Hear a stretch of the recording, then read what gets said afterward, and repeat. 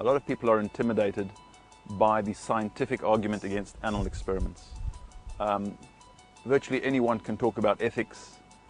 We can show pictures, photographs, videos to the public and shock people because animal experiments are shocking. They are shockingly cruel. But as a veterinary surgeon, I like to talk about the scientific argument. I like to put forward the scientific argument against animal experimentation.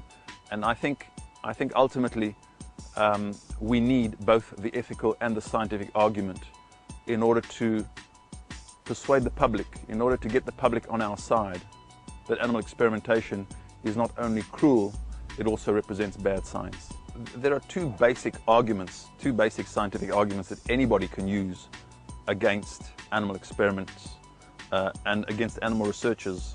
The first is that animals and people are biologically very different from each other. That is painfully obvious. So anybody can use that argument in a debate situation or a discussion. The second point is that animals at the beginning of the experiment are usually healthy, and they are made ill. They are given a disease or they are injured by artificial means.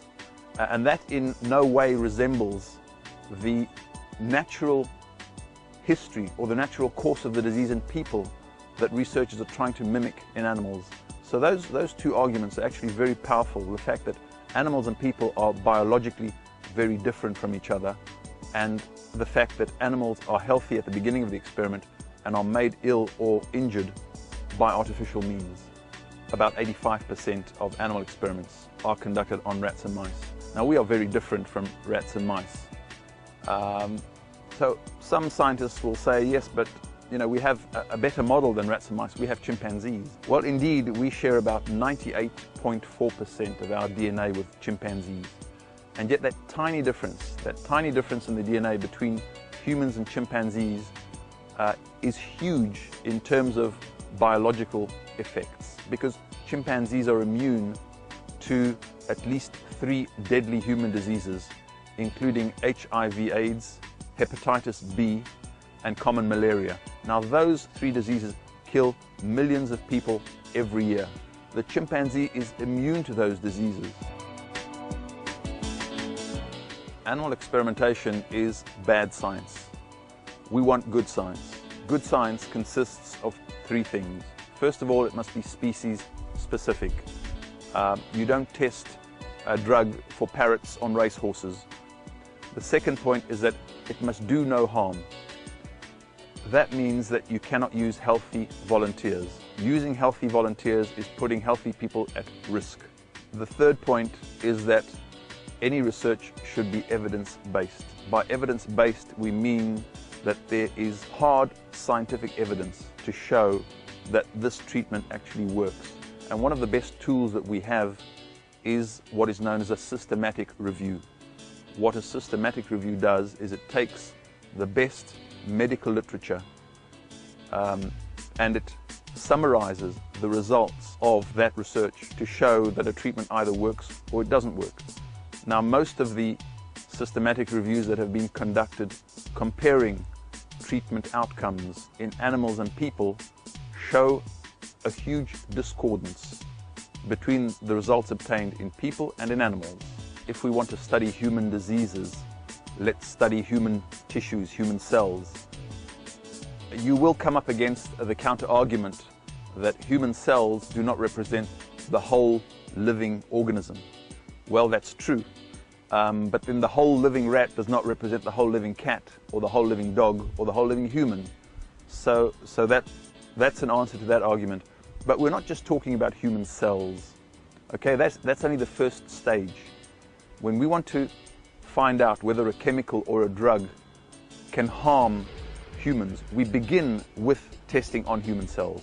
It is possible today to obtain virtually every single cell type in the human body and experiment on those cells and see how those cells respond and react to a chemical or a drug. Once we've passed the cell stage, we can then go on to cell culture, in other words, groups of cells. The next stage would be, for example, organ slices of kidney tissue, slices of liver, in order to represent the interaction between different groups of cells.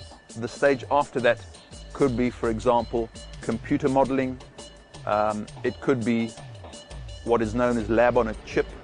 Lab on a chip really represents the different compartments in the body. Let's think about if we take a drug, if we swallow a pill, that drug comes into contact first with our stomach. So we can take cells that line the stomach to mimic the stomach. The next compartment in the lab on a chip would be, for example, blood cells, because that drug would be absorbed through the stomach into the bloodstream. So we could use blood cells in the next compartment. The next compartment would probably be liver cells, because that's where that drug would land, and then perhaps kidney cells. So we're starting to approach the whole living system, the complexity of the whole living system. Is it perfect? No, of course it's not perfect. But then in biology, there is no 100% perfect system. But the choice is between incomplete human data that is relevant to the species in question, in other words, humans, or complete animal data, because we can get complete animal data, but that is irrelevant to the species in question, which is human beings. Okay, so if animal experimentation is so bad, people say, well, why does it persist? Why does it persist? There are several answers. I will share two of them with you. The first reason that animal experiments persist is that they are based on 50-year-old laws. We have a situation where the laws governing drug testing today are the same laws that were written about 50 years ago. Science has moved forward by 50 years since then, but the laws have not caught up with the science. The second reason that animal experimentation persists is that it is based on 150-year-old science. If we look back to the time of Claude Bernard in France, about 150 years ago, he managed to persuade the scientific community at the time that the similarities between animals and people was more important and more significant than the differences between animals and people. And today we know that it's exactly the other way around. It's the opposite. The differences between animals and people are far more significant. So to sum up, as a veterinary surgeon, but also as a compassionate human being, I'm opposed to all animal experiments on ethical as well as on scientific grounds. Animal experimentation has to be one of the most grotesque errors committed in medical history. And the sooner we realize that error, the better it's going to be, obviously for animals, but also for human health.